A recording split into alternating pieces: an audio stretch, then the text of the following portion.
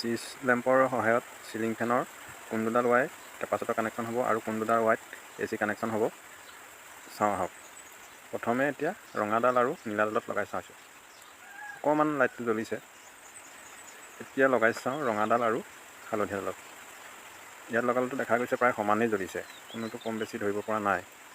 এতিয়া চাওঁ নীলাডাল আৰু হালধীয়াডালত লগাই। ইয়াত অলপো জ্বলা নাই যিহেতু, কিন্তু কিছুমানত অলপ জ্বলিব, কমকৈ জ্বলিব। মোৰ এইটোত জ্বলা নাই। সেইফালৰ পৰা গম পোৱা গ'ল যে ৰঙাডাল কমন হয় আৰু হালধীয়াডালতে নীলাডালত কেপাচিটৰ কানেকশ্যন হ'ব। এতিয়া নীলাডালতে আৰু হালধীয়াডালতে কেপাচিটৰ কানেকশ্যনটো কৰি লওঁ আহক। তাৰপিছত আকৌ চুইচ লেম্পৰ সহায়ত চাম কোনটোডালত চিধাকৈ ঘূৰে, কোনটোডালত উল্টাকৈ ঘূৰে। ৰঙা ৱাইডাল যিহেতু কমন, সেইকাৰণে AC চাপ্লাই এডাল ৱাই ৰঙাডালত দি আনডাল ৱাই নীলাডালত লগাই চলত ঘড়ী কাটাৰ দিশত ঘূৰিছে, সেই দিশত ঘূৰিলে ফেনখন উল্টাকৈ ঘূৰিব চাব।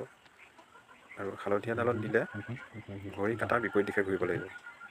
এতিয়া আমি হালধীয়াডালত দি চাওঁ, এডাল ৰঙাত লগাম, এডাল হালধীয়াত লগাম। উল্টা দিশে ঘড়ী কাটাৰ বিপৰীত দিশে ঘূৰিব লাগিব। ঘড়ী কাটাৰ বিপৰীত দিশে ঘূৰিছে, ঘড়ী কাটাৰ বিপৰীত দিশে ঘূৰিলে ফেনখন চিধাকৈ ঘূৰিব। এতিয়া পটাপট কানেকশ্যনটো কৰি লওঁ আহক। এতিয়া AC চাপ্লাইৰ কাৰণে প্ৰথমতে ৰঙাডাল ওপৰত লগাই ল'লোঁ। আৰু যিহেতু ৰঙাডালৰ সৈতে নীলাডালত AC চাপ্লাই দিলত ঘড়ী কাটাৰ দিশত ঘূৰিছিলে, গতিকে সেইডালত AC চাপ্লাই দিলে উল্টাকৈ ঘূৰিব। হালধীয়াডালত AC চাপ্লাই দিলত যিহেতু ঘড়ী কাটাৰ বিপৰীত দিশে ঘূৰিছিলে, তাত AC চাপ্লাই ইডাল ৱাই লগাব লাগিব। প্ৰথমে AC চাপ্লাই এডাল ৱাই তলৰ হালধীয়াডালত লগাই ল'লোঁ আৰু এতিয়া ওপৰত থকা ৰঙা ৱাইডালৰ বিপৰীতে এডাল ৱাই লগাই দিলোঁ।